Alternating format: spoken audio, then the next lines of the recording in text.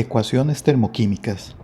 Para que una ecuación química sea llamada ecuación termoquímica, debe cumplir varios requisitos. Como ejemplo, veamos la primera reacción que aparece en la pantalla. El primer requisito que debe cumplir la reacción es que la reacción debe estar correctamente equilibrada. Y la primera reacción de la pantalla lo está. El segundo requisito que debe cumplir la ecuación es que debe presentar el estado de agregación de cada uno de los reactivos y de cada uno de los productos. Veamos la reacción que tenemos de ejemplo. En esta reacción aparece el metano en estado gaseoso, el oxígeno en estado gaseoso, el dióxido de carbono en estado gaseoso y el agua en estado líquido. Entonces se cumple ese requisito. Muy bien. Y el otro requisito que también debe tener la ecuación es que debe aparecer el valor del delta H. En este caso, el delta H es igual a menos 890 kilojoules.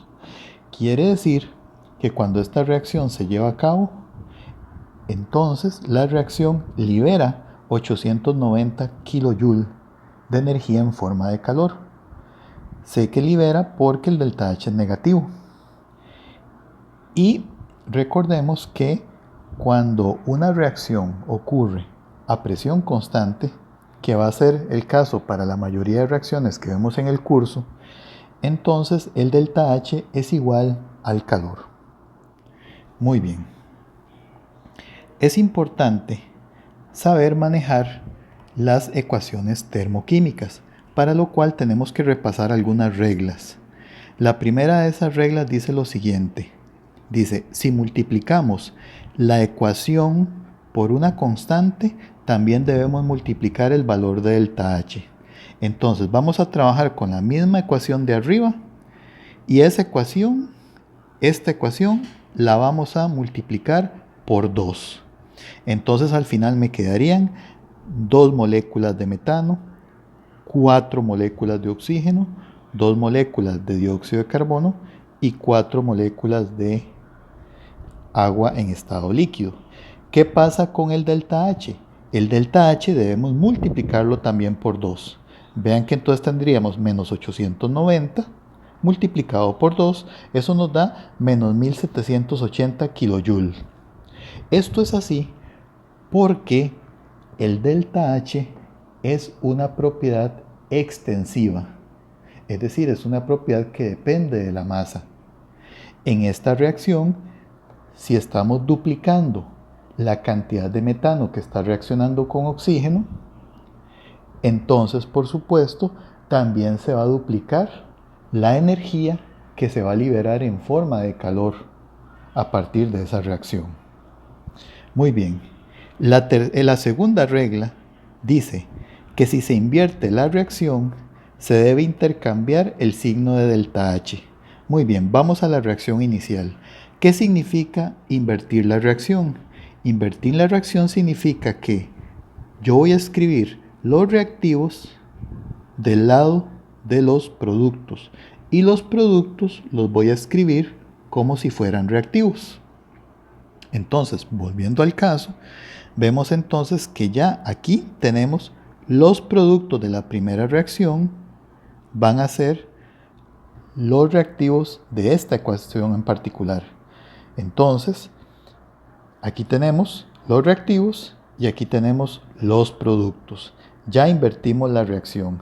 Muy bien, ¿qué le pasa al delta H? Bueno, escribimos el mismo delta H original que era 890, pero le cambiamos el signo. Ya no es menos 890, ahora va a ser 890 kilojoules. Entonces fíjense que si la reacción originalmente era exotérmica, cuando la invertimos, entonces la reacción pasa a ser endotérmica, es decir, absorbe calor. Y la tercera regla dice que el delta H depende del estado de agregación de los reactivos y de los productos. Y veamos el caso en cuestión.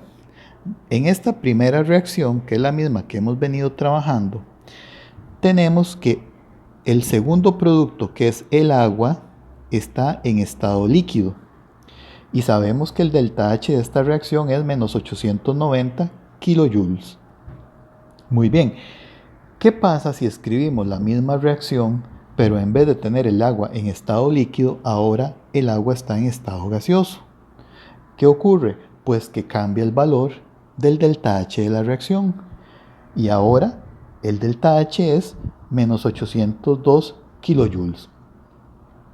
No nos tenemos que preocupar por ese valor. Simplemente tenemos que saber entonces que el estado de agregación de las sustancias afecta el valor final del delta H de la reacción.